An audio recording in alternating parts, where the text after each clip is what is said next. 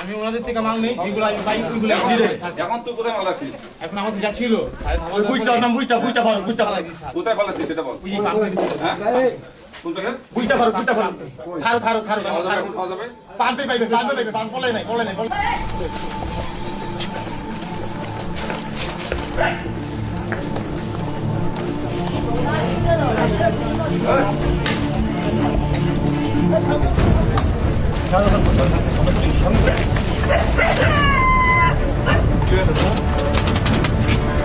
হ্যাঁ, খোলো।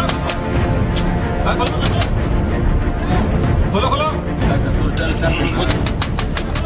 দোকাইতেছে, মাল দোকাইতেছে। খোলো, খোলো।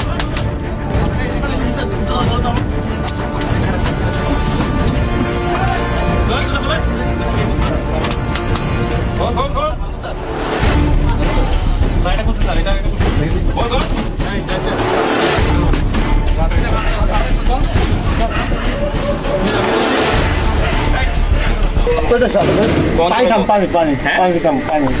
এই অস্ত্র কোথায় চালাইবো? বড় চাকু আছে না, চাকু ছিল রাখতে পুলিশে যাইলে পুলিশ এলে দৌড়ানি দিব। আমি সত্য ধরেছি স্যার, সত্যি কথা সত্য ধরেছি স্যার। আর ওই যে স্যার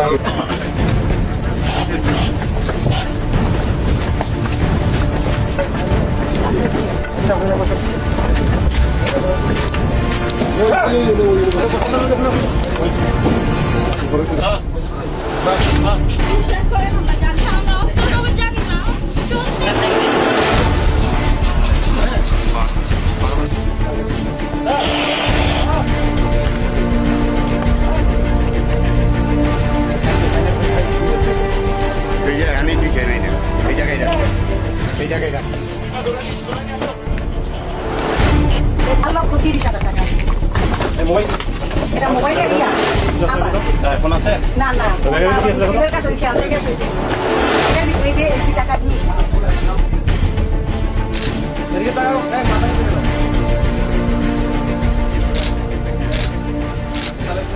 ইয়াবা, গাঁজা এবং বিপুল পরিমাণ তারা এই ড্রাগ প্যাডলিং বা মাদক দ্রব্যর যে ব্যবসায়ীরা সংগঠিত করে।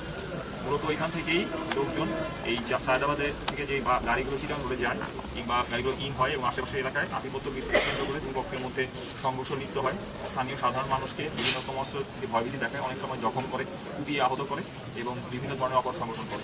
এই উদ্দেশ্যকে সামনে রেখে আজকে আমরা রাতের 12টার পরে একটা অভিযান পরিচালনা করি। এখন আমার ঘড়িতে বাজে প্রায় 4:43। পাম্পে আমাদের কাছে সুনির্দিষ্ট তথ্য ছিল যে এখান থেকে ইয়াবাটা মূলত বিক্রি করা হয়।